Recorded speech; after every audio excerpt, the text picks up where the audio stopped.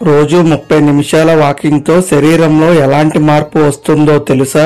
రోజు 30 నిమిషాలు అంటే కేవలం అరగంట పాటు వాకింగ్ చేయటం వల్ల మీరు ఊహించని లాభాలు ఉన్నాయి. పక్షవాతం, అధిక రక్తపోటు, టైప్ 2 మధుమేహం, గుండె జబ్బులు మొదలైన అనేక వ్యాధుల నుండి ఈ నడక మనల్ని రక్షిస్తుంది.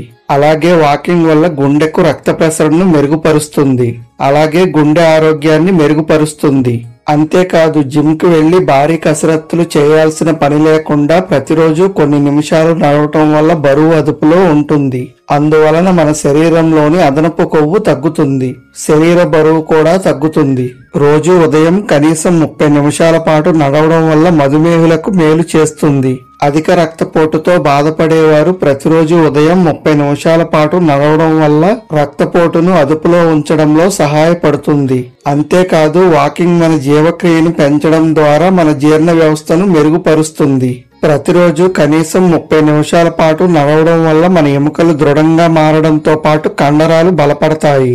కండరాల తిమ్మిరి, ఎముకల నొప్పులు, కీళ్ల నొప్పులు వంటి సమస్యలకు నివారణలు లేవు.